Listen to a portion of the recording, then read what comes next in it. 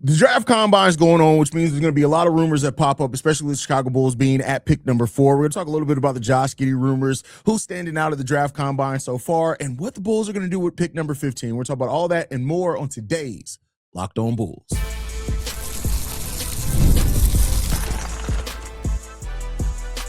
You are Locked On Bulls, your daily Chicago Bulls podcast. Part of the Locked On Podcast Network, your team every day.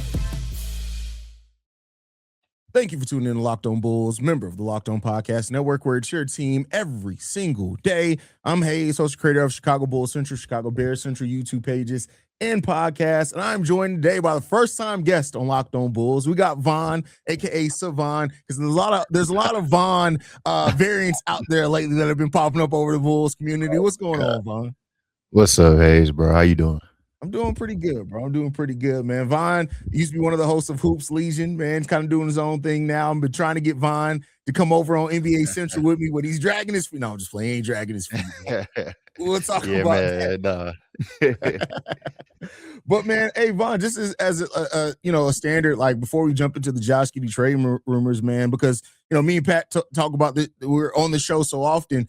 How has the hiring of Bryson Graham, the firing of AK, everything that's kind of happened over really the last month and a half, how has that made you feel about being a Bulls fan right now? Hey, man, I used to pray for times like this. All right?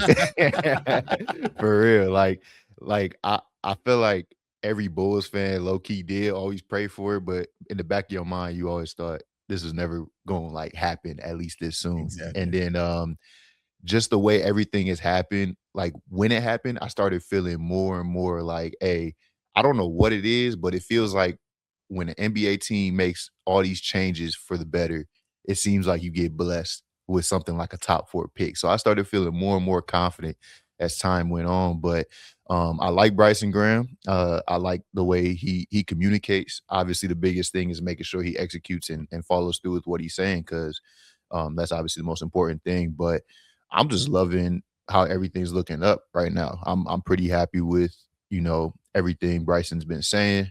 And I'm just feeling really, really good. It's been on my mind since we got the pick that, everything's looking up.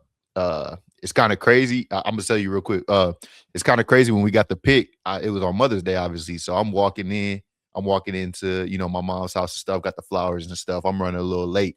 And as I open the door, that's when they're pulling the cards and stuff like that. And I see number 9 is up. So I close my eyes. I'm standing in the kitchen, eyes closed and everything. And they just don't say the Bulls. And all of a sudden I had to hold in my excitement before I gave my mom her flowers and stuff. And then after that, I ran outside, called you up. I'm like, are you serious? Do you see this? So yeah, no, it's just been a roller coaster since then. I'm just on a high right now. Facts. With that said, man, let's get into it. So there's been a lot of talk about Josh Giddey possibly being traded here over the last few hours. This all kind of started with Brett Siegel was on a podcast. He had mentioned, keep an eye out to see what could happen possibly with the Bulls. And if you listen to it was complete speculation. He wasn't reporting it as, hey, this is what's happening. The Bulls are shopping it. But of course, we live in the era of aggregation on social media, and then people start posting things differently in the context than what they were actually said. A lot of people don't have time to go through and kind of track where rumors started or anything like that. This led to almost it being thought that the Bulls are shopping Josh Giddey. That's not happening. I debunked that yesterday, but with the chances around it, how do you feel about Josh Giddey right now on this team? I know we're still taking it. We haven't even made it through the draft. Bryson Graham hasn't evaluated. I don't personally think we'll see anything with Josh Giddey this season. I think Bryson Graham's going to probably allow it the full season. But how you feeling, Vaughn? Man, Josh Giddey's 23, okay? And he's, 6'8", and people honestly say he doesn't have the physicality part. I disagree. I think he has shown some more physicality as he's gotten more comfortable in Chicago, in my opinion. Just like you said, I don't think, if it was me, I wouldn't be rushing to trade Josh Giddey. He's still young, and this dude can go out there and get you a triple-double with ease. And I'm not saying, that just says that he's automatically means he should stay. But I just think if you're a smart evaluator, you evaluate. You see how he fits with this number 4 pick and whoever else you pick. I mean, he's a facilitator, so it's not like he's some ball hog guy that you're worried about he might, ruin whoever comes in. To me, he could help benefit someone like Caleb Wilson or Cameron Boozer. I could easily see him especially if being a they're guy. developing their offense for sure. Yeah, exactly. So to me, if you're gonna evaluate someone as young and promising as Josh Giddey, I think you at least wait and see. You at least give it a season. And then if you later on decide that, he's not the right fit, then that's what he decides. I'm not gonna, shed tears over it too much. As of now, I trust in Bryson Graham. So we're gonna see where he goes with it. But I think you at least give him that. You give him that option to see what he can do. And I agree with you fully there. I don't think you're going to see anything like for a while there in regards to Josh Giddey. Like maybe the earliest the trade deadline, but I doubt even then. Next Mhm. offseason, you could, and as Bryson continues to build this roster in the image that he wants and has an opportunity to. Keep in mind, he hasn't even met probably Josh Giddey yet because Josh Giddey's back in Yeah. Australia, right? Like, he hasn't even Mhm. met him face to face yet. So it's going to take a minute before we get that full evaluation. We live in what I always call a microwave society. Everybody thinks everything has to happen like this, and Bryson Yeah. Graham has said nothing like more than that. It's going to be patience. This is a rebuild. It's going to take time, and they want to make sure that they get it right.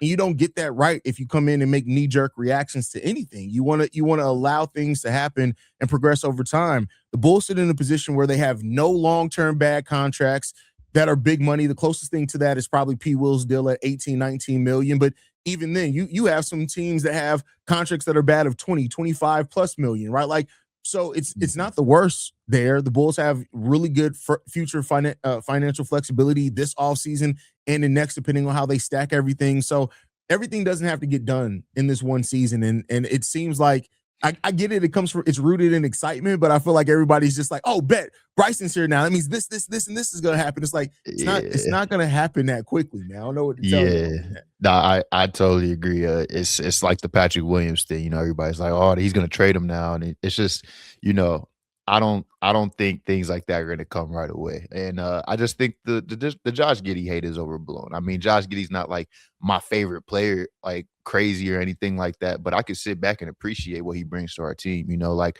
I think a lot of people just really want him off the team for whatever reason they may have, deep in their mind.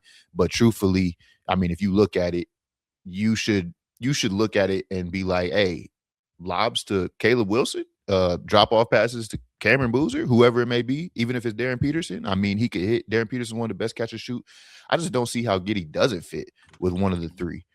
So I just think a lot of it's just rooted in basically fans just overhyping this slap moniker, which he really kind of said, they don't have to be that. That's basically a preference. It's not if you don't have it, you're gone. Because I mean, that's pretty hard to have 1 through 15 anyways. You need guys that do other things. Absolutely, absolutely. Like you're gonna have, and people, even the slap thing, people took that as like, oh, if you don't fit that, it means you're absolutely gone. When he literally said the opposite of that himself when he was talking about it. Like, Yeah, people just don't really pay attention. But that yeah. just is what it is, like when it comes down to it, man. But Giddy isn't the easiest player to build around, right? Like that's clear. We all kind of know that. But even I think if you kind of look, like you said, Caleb Wilson fits with the type of players you want around Josh Giddey. He can be really good for Cam Boozer. I think Giddey's improvement as an off-ball shooter last year also can open up to where if Cam Boozer ends up being the pick, he can still do some facilitating in the half court. So, all those things we'll see, right? And it could be that you get that guy, you get Boozer, you get Caleb Wilson, and maybe in next year's draft, you feel like you get a point guard that fits with those guys better. We don't know, right? But everything is up in the air right now. I said on Central today, I posted a little before we started here, is that anybody who's trying to tell you that they know what Bryson Graham is going to do, they're outrightly lying to you. Nobody knows what Bryson Graham is going to do yet. Yeah, no, I totally agree. I totally agree with all that. I think we all just need to calm down on the Josh Giddey thing, man. I think it's just the haters being loud. That's all it really Yeah. is, man. This is nothing from Bryson Graham at all. So I think everything's just getting aggregated, and certain people on Twitter, unnamed, just running off with it, running off with the topic. So People running with narratives on Twitter. No way, Von. That right. doesn't happen in It's been 2026. crazy. It's been crazy. It's been insane. Like, Bro, it very is insane. absolutely.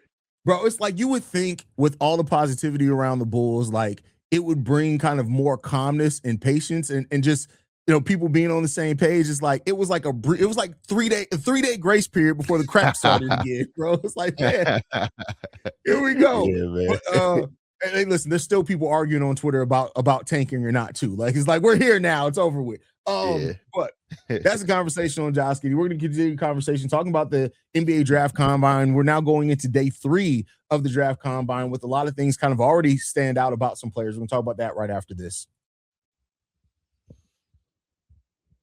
But before we get into that, we got to get to a message from a few of our sponsors, one being 5 Hour Energy. If you got a sweet tooth like I do, you know how tough it is to find the perfect treat without all the sugar. That's why Fruity Rainbow 5 Hour Energy Shot brings the nostalgic flavor back in a whole new way. Fruity Rainbow 5 Hour Energy Shots treat your taste buds to an explosion of fruity flavor with a tasty caffeine kick. It's a quick, easy way to satisfy your sweet craving without keeping things simple and on the go. A zero sugar treat that's sweet tooth approved. I like how convenient it is too. It's just a small portable shot I can grab whenever I need a little pick-me-up. It's become my go-to when I want something sweet without going overboard. The candy flavored chaos with Fruity Rainbow 5 Hour Energy Shots available online at 5hourenergy.com or Amazon. I also got to talk to you guys about Wayfair. Your outdoor space should feel like you. It's one of those spots you keep meaning to fix up, but never quite get around to it. That's where Wayfair comes in. They make it easy to find pieces that match the vibe that you wanted. I love how easy it is to filter by style and budget so you can find exactly what fits your space. They have everything in one place: seating, decor, lighting, even outdoor rugs. And with thousands of verified reviews, you feel confident in what you're getting. Now the space actually feels put together, somewhere you want to sit, relax, and spend time. Get prepped for the patio season for way less. Head to wayfair.com right now to shop all things home. That's WAYFAIR.com. Wayfair, every style, every home. Or Locked On Bulls coming up next. All right, Vaughn, the NBA Draft Combine, man, there's been a lot going on in it so far. I think that, Cam Boozer and Caleb Wilson are 2 guys that Bulls fans rightfully so are focused on because those are 2 guys most likely to be there at number 4. Caleb Wilson, what you expected to stand out about him stood out. Like his athleticism drills, the vertical was great. All that type of stuff was really good for him as well. The shooting, he didn't do good in the 3-point shooting drill, but again, we kind of expected that. For Cam Boozer, I think the thing that kind of maybe shocked more with him was the fact that his athleticism drills weren't necessarily as bad as some people were saying. There was still a distinct difference between him and Caleb Wilson, but the shooting was elite. I was 19 to 25 on the shooting drills for Cam Boozer in regards to that. How do you feel about the draft combine so far? Not even just those 2 players, but like any of the players that you're interested in the draft combine. Real quick, what was there a difference like in their agility and stuff in times like that? I don't know if I saw somewhere that he had beat Caleb Wilson out in one of them or something. He did in the actual agility drills. There was the cone drills, which are different, like that they were very similar in, but the speed drills and stuff like that, he beat him in. Okay. But I mean, hey, the combine, like I've been on, like, when we first got the number 4 pick, all these ideas were running through my mind of who I wanted. I was really big on getting to Darren Peterson for a long time, but like you said, kind of being locked in at 4, I just thought, it's a bigger chance we get a Cameron Boozer or a Caleb Wilson.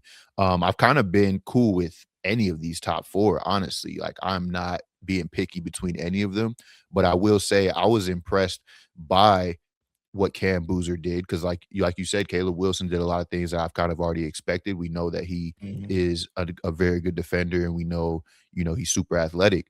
So seeing Cam Boozer, get close to that, it's just kind of like, it makes you step back a little bit, because, it's kind of like this guy still has the athleticism to a degree. He still has, defensive potential to a degree. It may not pop off the screen as much as like a Caleb Wilson, because he jumps out the gym and stuff like that. But Cameron Boozer did impress me a little bit more. I think his floor is what still is just the thing that just makes you say, like, hey, like, if we get him, we got a really good player for sure. It's always been the ceiling athletically. But I will tell people, look at a Luka or look at a Jokic. I mean, those guys dominate with their IQ. I'm not saying that Boozer is on their level. I'm just saying, IQ, which Cam Boozer might be the smartest guy in this top 4 in this draft, when he on the basketball court, in my opinion. that can bring you far, even if you're not athletically gifted, even if you're not jumping over people and dunking on them and doing all that stuff. So I would just say his mindset too in the interviews and stuff like that. Cam Boozer just sounds like a guy. I mean, what did he say? He said, you pick me if you want to hang banners. I mean, like stuff Man, like that. that was a bar, bro. Yeah, like stuff like that. I just love hearing. But Caleb Wilson too. Like he went on there and he talked about how he's a culture changer, and that's something that we need. So Cameron Boozer to me feels, more like a Grizzly. If I'm gonna be honest, I feel like he might go 3.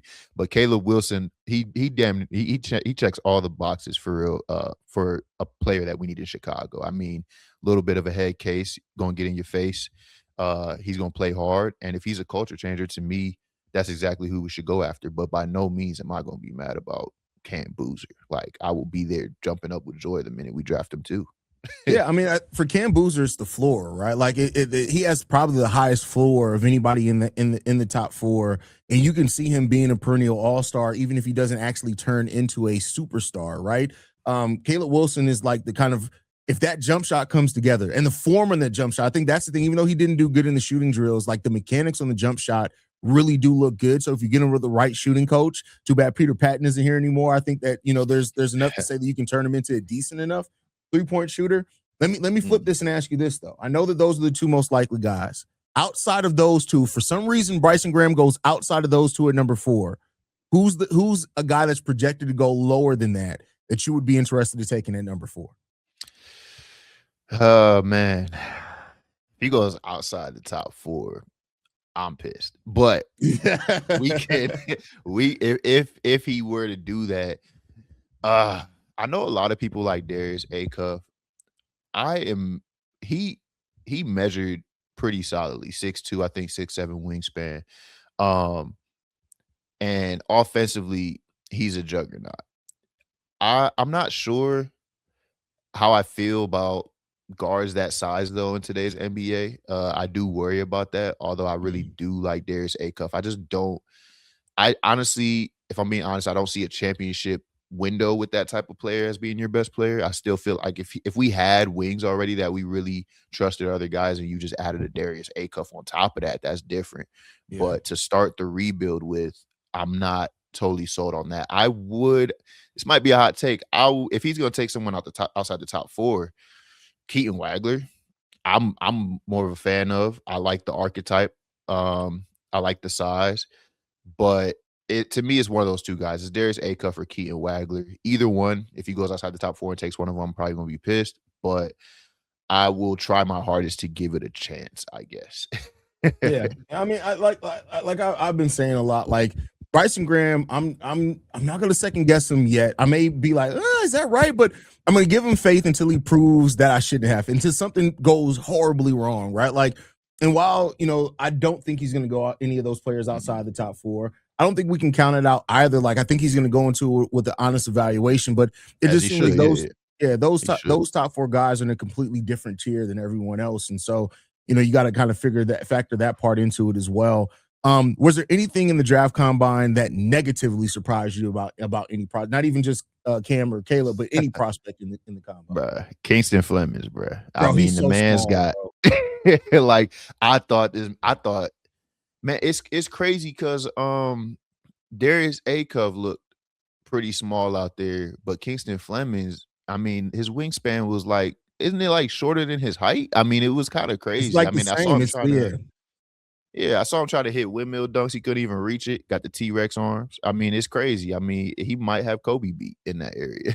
Like, I'm generally shocked. I mean, he's generally smaller than Kobe, just as a whole, right? Like, so yeah, I agree with the Kingston Flemings. Like, I remember people were saying, like, there's a couple of mocks. I think it was CBS Sports. I could be wrong. That actually had Kingston Flemings going into the top 4. And I'm like, after this combine now, I don't know if you could say that. Like, not to say he doesn't have the right mentality and dog, but like you said, the air of the small guard. Like, when you really look at small guards right now, and correct me if you could think any other, Vaughn, is that it's really Brunson, Donovan Mitchell. That's about it. Like, yeah, and the ones that have won a championship, Steph and Isaiah Thomas. I mean, I don't know who else has led the led their team to that. And those guys were, I mean, different, built different. Yeah. But another thing I would say though, Caleb Wilson shooting did worry me. The mechanics bring me back to earth. It's not like we're watching Dalen Terry out there. No offense, but it did worry me. I mean, he shot a November date, so we gotta work on that. We gotta work on that. I already saw the jokes. And I think the way you can overcome some of that is that like just playing him at the 4 rather than the 3, initially, which Modest has developed as a 3-point shooter. But you're not wrong with saying that that's concerning, because it is very concerning that he shot that badly. Yeah, I do trust in it a little bit though, with the mechanics. I forget the name. When Bryson Graham was in New Orleans, he had a renowned shooting coach out there as well, I think, or development coach. I forget his name, but I don't know if there's any smoke to bringing that guy over here. But if the Bulls can get somebody that can help him with that, I think his mechanics aren't that bad. I feel like he has a jump shot where you look at it, maybe a good shooting coach can tweak a few things here or there, and then all of a sudden he starts shooting like 35%. I mean, that's not crazy to see a jump like that if the mechanics aren't completely broken, in my opinion. That's a fact. I mean, and Wilson averaged almost 20 points per game without having a reliable jump shot. You add in even a semi-reliable jump shot, I think that you clearly see the offensive upside of Caleb Wilson. Like, we just got to see what's going to happen. But, to go back to our original point, I think a guy playing with a guy like Josh Giddey is going to make offense very easy for Caleb Wilson early in his career as he develops that jump shot. So, man, I'm excited. For sure. Well, next up, we're going to be talking about the number 15 pick and standouts in the combine so far right after this. Before we get into that, though, I do got to talk to you guys about a message from one of our sponsors, and that is Kalshi. The playoffs are here, and it's the most electric time in basketball. On Kalshi, you can trade everything from every single playoff game, every series, the conference finals, and the championship. When you look at it right now, Minnesota and San Antonio, Minnesota has a 23% chance, where they're giving San Antonio 73% chance with a payout of $129. On Kalshi, you're trading against peers in a live market, meaning there's no house. And the probability changes, you can buy in and out of your position. For limited time, download the Kalshi app and use code LOCKEDON to get $10 when you trade 10. That's KALSHI, Kalshi. Trade on everything. 18 plus only. Restrictions and eligibility requirements apply. Event contract trading involves risk and may not be suitable for all investors. Prices, values, and available markets may differ from those mentioned. For more information, see kalshi.com/regulatory. Also got to talk to you guys about another one of our sponsors, and that is Rocket Money. If you've ever opened up your bank account and thought, where did all my money go? You're not alone. Keeping track of your subscriptions, spending, and bills can get overwhelming fast. That's where Rocket Money comes in, helping you take control over your finances all in one place. It tracks your subscriptions in one spot and can help you cancel the ones you don't need in just a few taps. It automatically categorizes your spending so you can actually see where your money is going. And you can set budgets, get alerts, and stay on top of upcoming bills. It just makes everything feel more organized and gives you a clearer picture of your finances day to day. Rocket Money is a personal finance app that helps you find and cancel unwanted subscriptions, monitors your spending, and helps lower your bills so you can grow your savings. Let Rocket Money help you reach your financial goals. Join at rocketmoney.com/lockedon. That's rocketmoney.com/lockedon. More Locked On Bulls coming up next. All right, there's been so much talk about the number 4 overall pick that I do think not many people are talking about the options at number 15. And there have been another between Chris Nick Jr.'s measurements that I think point towards him at least having the size profile to play center. There are some legitimate questions about his toughness to do it. Jaden Quinton's had a great draft combine for what the things are. I still think he remains to be somebody that could be, he would have been a top 10, top 12 pick if it wasn't for the injury concerns. But even guys like Cameron Carr really stood out as well in the combine with his measurements and stuff. Who right now is your favorite option at number 15 for the Bulls? For me, I've gone back and forth a lot the last few days. I think I'm stuck on Cameron Carr right now. I'm not gonna lie.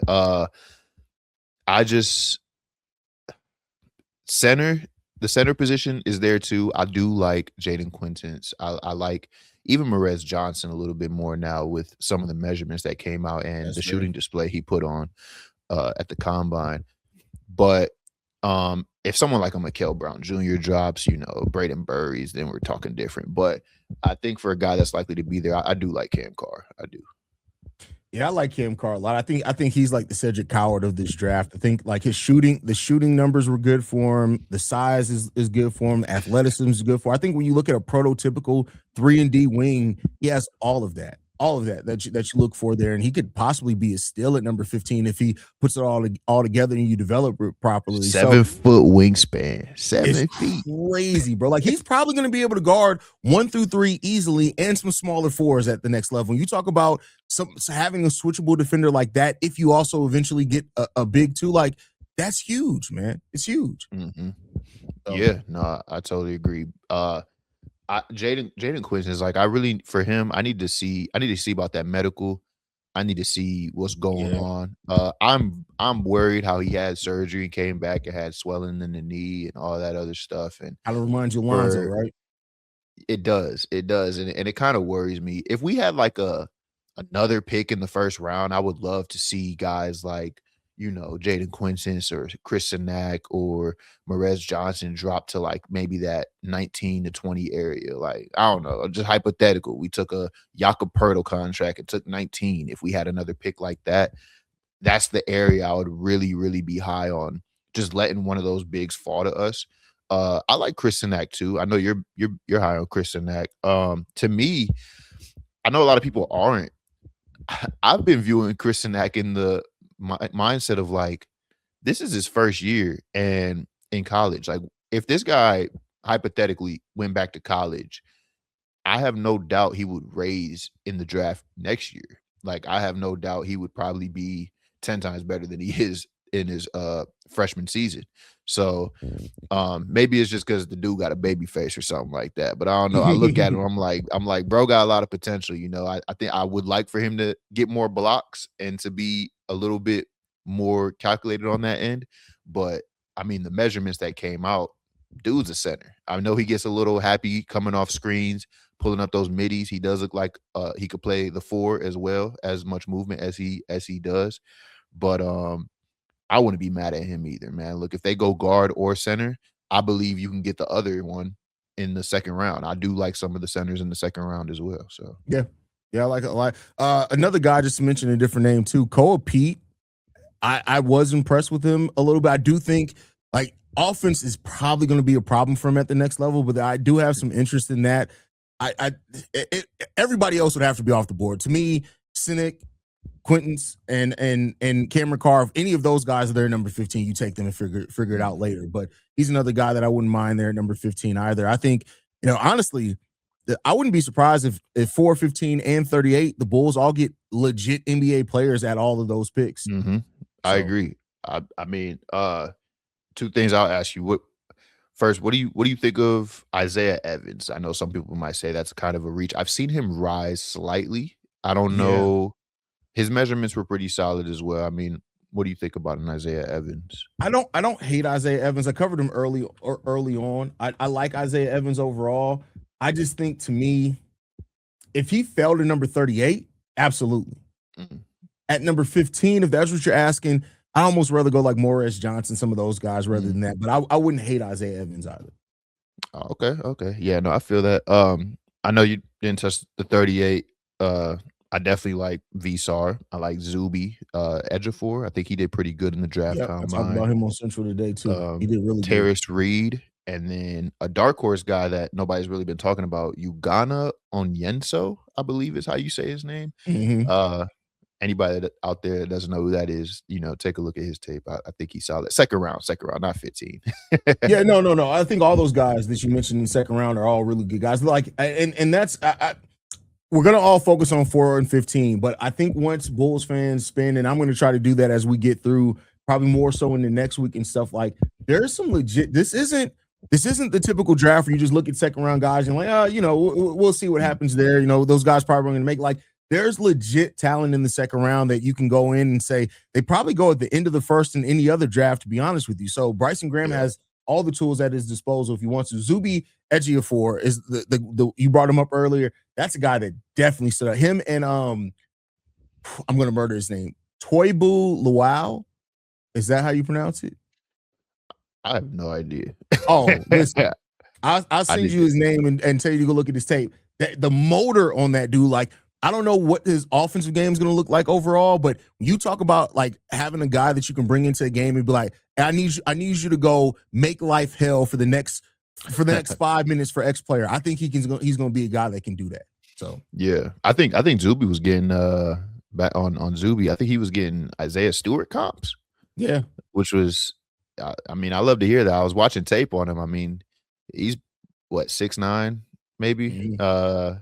Dude seems like he can guard 1 through 5, possibly. Yeah. You know, maybe a little bit of 1 on the perimeter switching. So, I mean, I like that. I mean, you get a guy in restricted free agency and you add a nice center like that in the second round, and like you said, I mean, that second rounder might come in and straight up start playing backup minutes if you get a 5 or something. So I'm excited to see. This draft is deep. The more I look at it, even when I think about a potential Pirtle trade, I know people have kind of been on that. Oh my God. I'm thinking, hey, I don't think nobody's trading their picks. Like, I mean, Yeah. we might see a little bit of something. I don't think nobody's trading out completely. I don't know about that.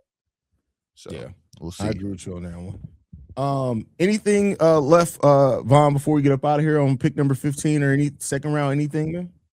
Yeah, man. I need Bulls fans to take a step back a little bit. Okay. Look at the top 4, man.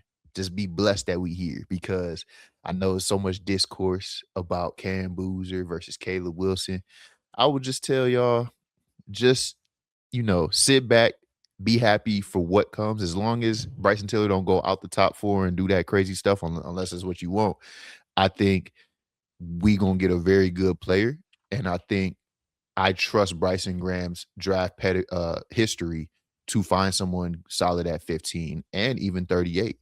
So I would just say we on the right track. I wouldn't do too much, yelling at other people or going crazy like people have been doing on Twitter because they have a different opinion. Let's trusting Bryson Graham like me and Haize are, man, and let's just go for the ride. That's all I gotta say. Exactly. Because listen, like I said with a lot of things, the one thing we can talk all day long, we don't have no control over what's going on here. So trust Bryson Graham to get it right. We'll see what happens in regards to that one. Vaughn, tell them where they can find you at, brother. Hey man, y'all could find me on Who's Legion. Right now, y'all could find me. Y'all should still go there. Go to Who's Legion, man. Support that up. I don't have anything personal out yet, but me and Haize in the lab, school over. I'm gonna try to get back in there and see what I can do. So yeah, y'all hear me on the voicemails, or y'all see me around, man. Maybe y'all see me on one of these channels one time. There y'all go, man. You guys can follow me at CEO Haize. You can follow the channel at Locked On Bulls. Go to lockedonbulls.supercast.com to sign up for the Everydayers Club. It gives you exclusive access to the Locked On Discord. Locked On Bulls is free and available on every podcasting app and platform of your choice, as well as YouTube, the Odyssey app, Amazon Fire TV, Roku TV, and Fubo TV, meaning anywhere you want us, you can get it. We'll catch you guys bright and early tomorrow, y'all. Peace.